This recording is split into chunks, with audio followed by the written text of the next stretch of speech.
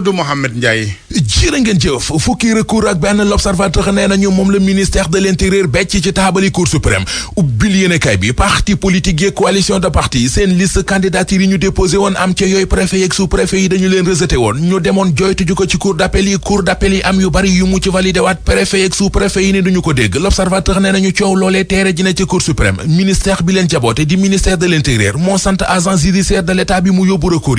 ya mi ngi soxal ñaari liste ci Ndakaaru juróom-ñaari liste ca Ndar benn ca Matam ak benn ca Ziguinchor li ministère intérieur bëgg moo di cour suprême arbitré giitoo gi am ci diggante borom liste yooyee ak préfet yeeg sous-préfet yi leen invalidé woon source nañu ñooñu Bougane Gueye Dany di waa gëm sa bopp ca Ndar li tax ba cour d'appel dëkk ba rejeté waat seenub liste moo di seen mandataire ba moo defu recours bi càpp bi ko yoon may ñetti fan la amoon ngir defub recours Sud Quotidien nañu ak ni ñu gisee yëfi ni li muy wund moo di élection locale yi ñu jëm naruta sedd ci benn boor ne ñaari fan ñett ñu dégg ci réew mi fitna baa wax ju ñagas ci politique bi préfet yi cour d'appel yi nekk ci ak bëjoo gu rëy Sénat di commission électorale nationale autonome bari ñu fare ci kujug politique yi ñu jàpp ne moo war a mujjee wax ci élection ndax seenu mandat jeex na ci démbi daaw yi Vox Populi xëy ab jàngat bu mu jëmee ci anam yi ñuy fale nit ñi ci élection locale yi mu di agraw gàddu journal bi gis ci ndëgg sërëx di pièces yu ci am muy ci ki bëgg a falu di ci ki war a fale yéenekaay bi teg ci teg kaa bi di ci kaa ak i kàngam mu di Moundiaye Cissé ONC 3D bokk ci société civile gi ak Ababacar Fall di expert électoral élection locale yi enquête yéenekaay nee nañu ca mairie bu Ndakaaru Abdoulaye Diouf Sarr mi waa Benno Bokk Yaakaar samp ak Barthélémy Dias mi candidat bu Yewwi Askan Wi daanaka ñoom ñaar rekk la ñu ciy dégg waaye am na keneen ku nekk ci seen kaw mu di Doudou Wade candidat bu coalition Wallu Sénégal ki jiite coalition Wallu Sénégal di Abdoulaye Wade enquête mi ngi ñuy xamal ne ñoo ngi koy séntu ci réew mi fii ak fan ngir mu ñëw jàpp ci campagne yu jarbaatam bi di Doudou Wade ñoom waa Wallu Sénégal seen tête de liste ba ca Ndar di Mayoro Faye moo nekk ci xët mu njëkku l'info nee na alternance la ñu soxla ca Ndar te muy Mansour Faye ma fa nekk di Mary Teuw Niane ma fa bëgg a nekk ndii xëy ndax ñoom ñaar kiif waa Ndar ñoo war a jóg jël seeni responsabilité xamal leen carrément ne doy na sëkk changement la ñu bëgg dañoo sonné ci waxi kese yi waxi mi Sénégal 2020 Ndeye Fatima Dione mi doon wax ne dañu ko violé ba ëmbal ko l'observateur ne nañu coow la far na mujj ci guerre de plainte Aminata Badiane mi jiite comité d'organisation bu mi Sénégal porté na plainte Mariama Kébé di Mamiko porté plainte Kader Gadji ba porté wàlla plainte ñeneen ngir ragub deram ci jamono joojee yéenekaay bi di l'observateur mi ngi ñuy wax ne am nay organisation féminine yu nekk ci réew mi yu jóg ñoom it ne dañuy plainte Aminata Badiane ak comité organisation mi Sénégal ba noppi taxaw ci wetu Mamiko ngir jàppale ko enquête dina kay nañu moom kay mbir yi jamono ji mi ngi mel ne sabar gu tas Amina Badiane ànd naa ki avocat ñu def seeni plainte te moom ci jëmi boppam ay plainte nga koy yott source nañu moom li ko jaaxal ci wax ji moo di ndaw sii di Alberta Diatta newoon mi Sénégal 2019 moom it aw turam ñoo ngi koy jaabaa jonge ci réew mi di ko ŋawtee ci wax ji te ba léegi kenn déggul mu wax ci journaliste yu source waay nañu jéem nañoo jokkoo ak moom waaye yëf yu antuwul muy moom di Fatima Dione mi waral mbaboor mi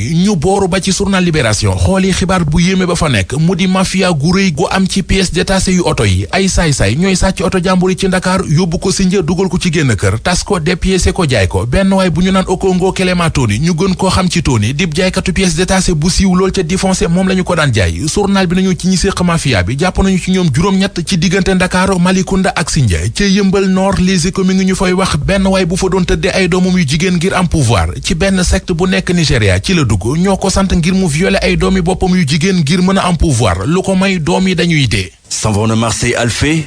CCPS, comptoir commercial de plomberie du Sénégal. Déodorant Malaysia UMO ñoo leen doon may li ci yéenekaay yi. jërëjëf Mamadou Mouhamed jërë ngeen jëf mbokk yi xibaar yi la woon ak RFM wàllu yoon ak i plainte ci ñaari wàll ba ci jiitu mooy ay organisation di mbootaay jigéen yi taxaw ngir yóbbu ci yoon ñu ne ki jiite comité Miss Sénégal ndax ab Miss bu nu ci daal di yegg ci kawam wala boo koy coowal yeggam déet lu ci mun di am yoon a koy taqar ñi moom it président comité ba yóbbu na ñenn ci ñoom ci yoon ndax yàq der gu nu yàq deram mu ne Linguère inspecteur éducation ba fa ak wàllu formation moo daal di jël dogal beneen safaanoog ba jiitu woon ci wàllu tëjandi l'école yi diir bëccëg gi nu fa jagleel wàllu càmm gi ñu doon ay dëkkuwaay yu dalal gan yi loolu nag juróon na as tuut ci coow ak jaaxle waral mu daal di kon sàkku ci njiiti daara yi ñu eggale njàng mi wéyal ko dootuñu ko tëj yooyu l'école campagne yu njaayum gerte gi tàmbali gi ëllëg incha allah ministre bi ñu dënk jënd ak njaay ci ndaje bu mu woote démb doon ci rek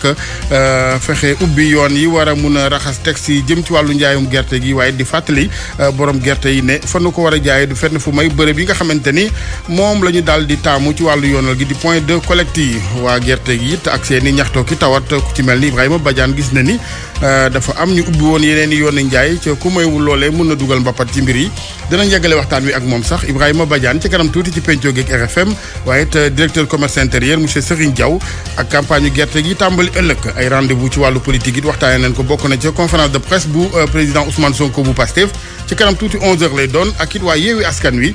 fas yéene dalal ñoom bu ngoonee ñeenti waxtu cadre unitaire de l'islam mbootaay gi taxaw ngir wër ak jàmm ci élection yi dëgmal fexe ba daal di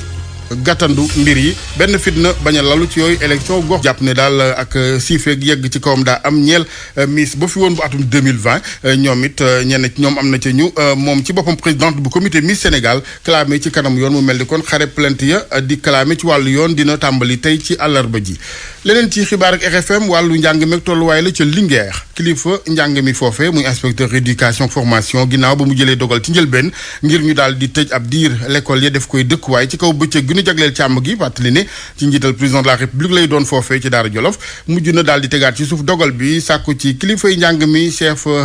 école ya ñu daal di wéyal moomeem njàngale leeral li Baye Assane Diaw. juróomi fan ginnaaw bi inspecteur bi ngànk jàng ak jàngale ci Linguère jëlee ab dogal bu jur coow lu rëy kilifa gi daal di nay dellu ginnaaw ci dogal boobu te juróon coow lu ne kur muy ñiy yëngu ci biir l'école yi waajur yu ndongo yi lëkkaloo ci ay kuréel ñiy xeex ak yelleefu jàngalekat yi ñiy def politique wala ki nekk doomu réew mi képp ñépp àndoon maase di ñàkk rafetlu boobule dogal bi coow li gënee di jolli moom inspecteur bi dellu si na ci dogalub tëj ay daara diirub ñetti fan ñi gàlloo dalal bés biñ jagleel càmm ci Daara Jolof ten jàpp ko ci ñaar fukki fan ak juróom-ñaar ci weeru novembre wi ñu nekk dinañ seeti feneen ba mu mooy daara yi ngir dalal seeni gan dogal bu yees bi kon ten jël ko niki démb yamook ñaar fukki fan ak ñett ci weeru novembre ñeel ñi jiite école yi ci biir commune bu Daara Jolof dina tax dënn yi jógoon ak coow li ko laloon mën a wàcc ngir njariñu njàng mi Baye Assane Diaw Linguère rajo Futurs Médias. jërëjëf Baye Assane intersyndical mbootaayu liggéeykat yi ci wàllu napp meek li nga xamante ni mooy mbayam jën ñoom ñooy ñaaw lu ñu ne seenaw nekkin ci liggéey bi benn bokk na ca bërëb ba ñu leen recasé ci Diamniadio dëppoowul ak anam yi seen ab liggéey laaj ñu ne ba ca toll mooy dañuy ñaawlu pataaral ko ministre Aliou Ndoye bi ñu dénk wàllu napp mi ci conférence de presse la ñu ko xam ne démb ci ngoon ci teewaayu Aminata Ba.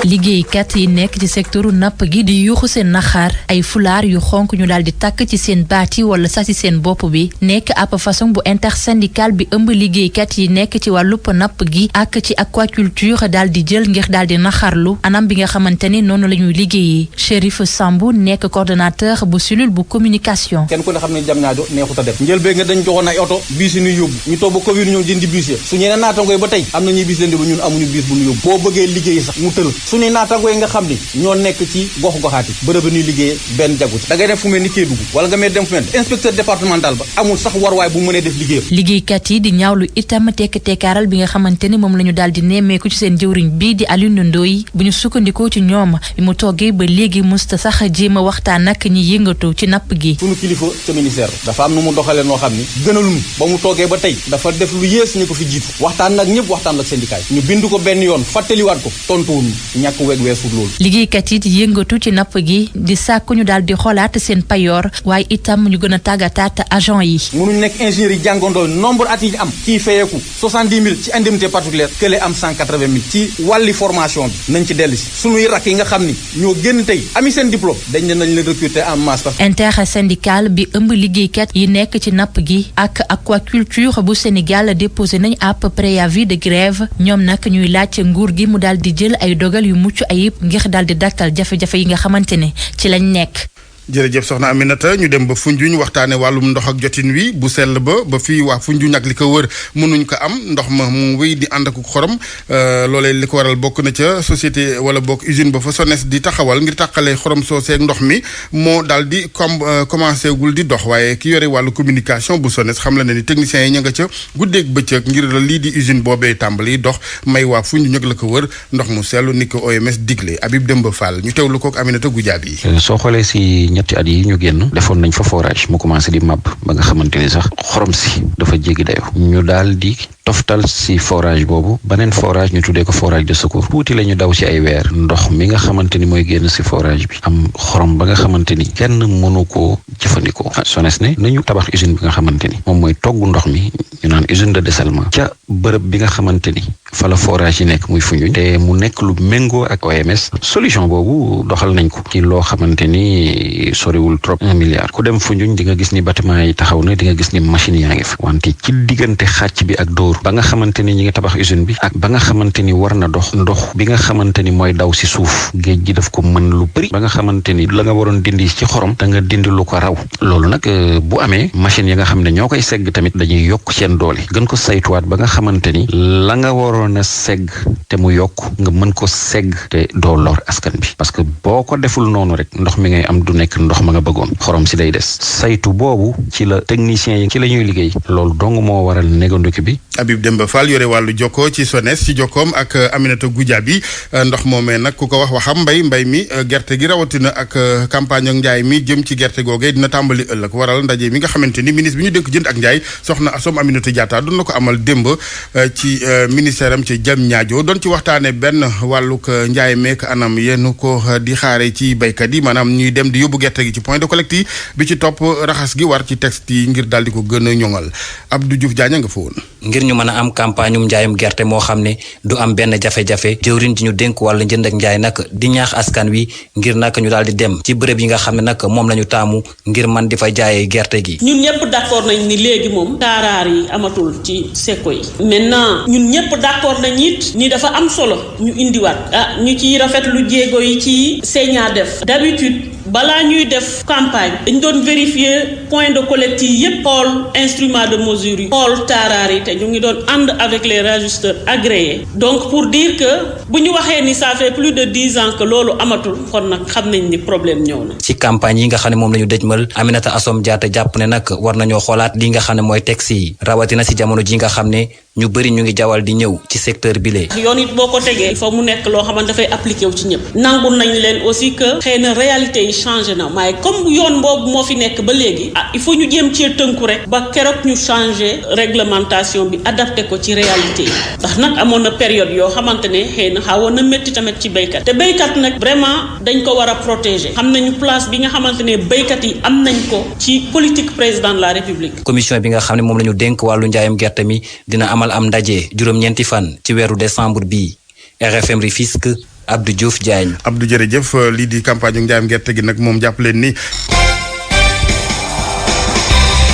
sport geeg Cheikh Tidiane Diagne sëñ Cheikh ñu ngi lay ziar. maa ngi lay fay Alaaji Assane daal di ko door rek équipe nationale bi nga xamante ni moom moo ëmb ñi tëxlu daal di gagné woon fan yi la weesu woon lii di Coupe d'Afrique des Nations bu football ca Kenya foofu lañ ko doon amale ñoom nag gannaaw ba ñu defee lu ni mel démb njiitu réew mi di Macky Sall daf leen daal di dalal jox leen ndàmpaay yu duun Macky Sall sax daal di leen ñaax ba pare bëgg ñu jël leen daal def leen misaal rawatina équipe nationale bu Sénégal bu Aliou Cissé moom mi nga xamante ni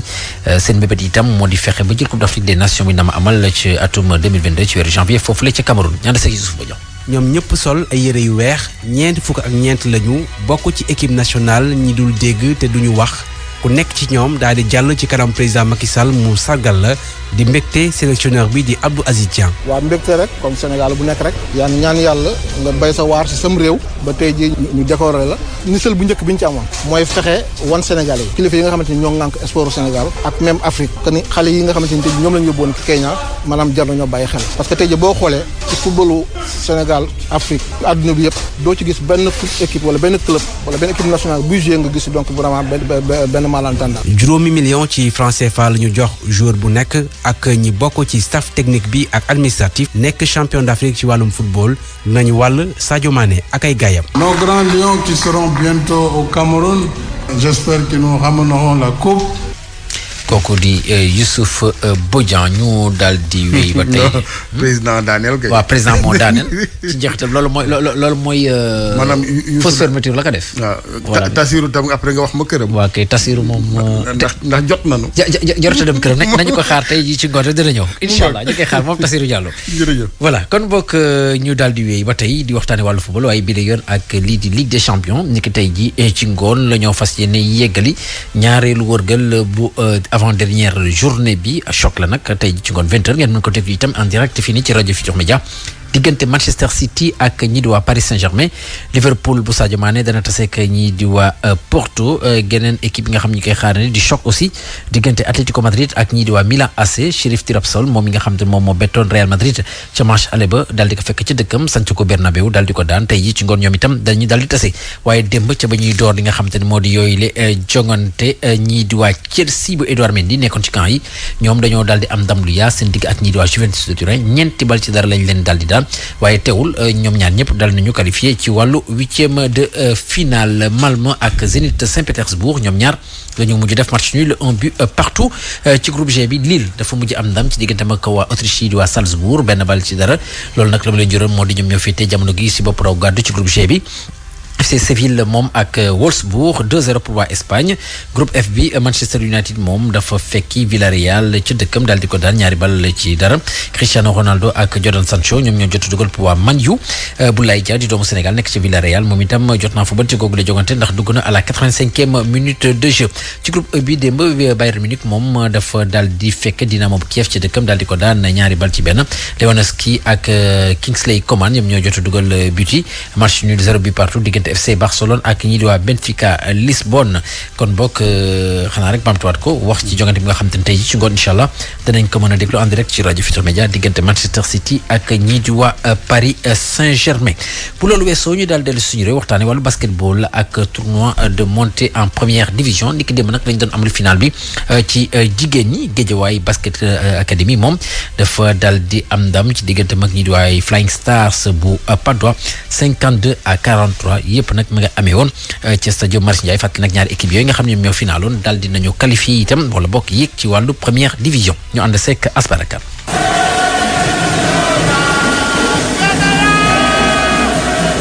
ci fair play bu yaatu ci la ñu amal final bi gannaaw ba mu daanee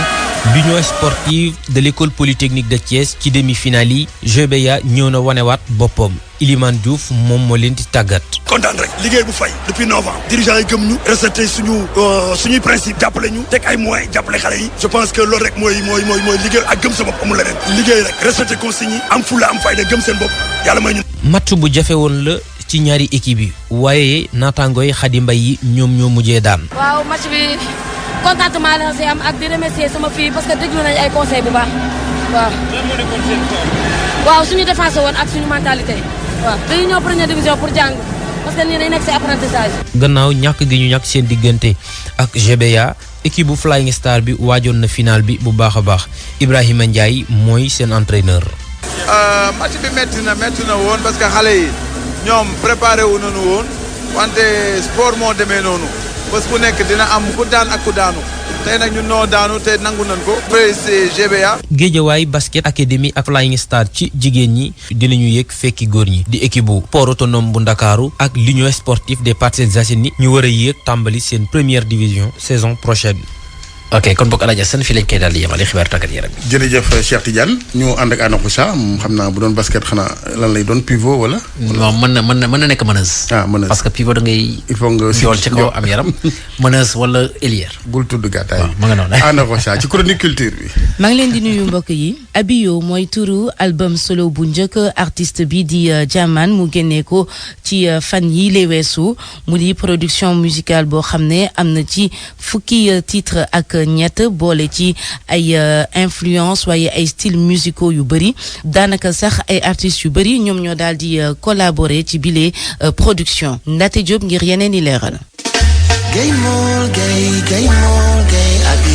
ab titre wala sax ab album buy sargal ku sori lool ci xolu artiste bi. album bi Abiyo la tudd porte le nom de ma grand-mère Abigail. J'avais l'habitude de l'appeler comme ça quand j'étais petit, je dormais avec elle souvent. dafa ma doon wax avant muy gaañu que dafa bëggoon ma way ko. heureusement pour moi elle a écouté ce morceau avant de partir mu may ma 5000 ma denc 5000 bi ba léegi maa ngi ko denc. un mois après mu gaañu 10 ans après ma décidé def sama album solo tuddee ko album bi. fukki titre ak ñett di mandargal boobu album laal fu bëree bëri rawatina ci wàllu univers waaye tamit genre musicaux yu waroo lool. c'est un mélange de moi lu ma doon def ak lu bees ak plusieurs styles parce que un album comme ni ma koy wax univers la en fait am na reggae am na afro am na ay son calme am na rap am na plein de choses yoo xam ne nii c'était pour mën a toucher public bi nga xamante ni ku ci nekk mën si gis sa bopp si loolu laa ko liggéey si univers yu bëri en fait. ci album soloom bu njëkk Jahman mi nga xam ni lépp lu mu def daf ko xoolaat ko yaatal na ca artistes yu bëree bëri jubluwaay bi di boole influence yu bëree bëri. am na 13 morceaux am na collaboration Dip Doundou Guiss am na As The Best am na Nix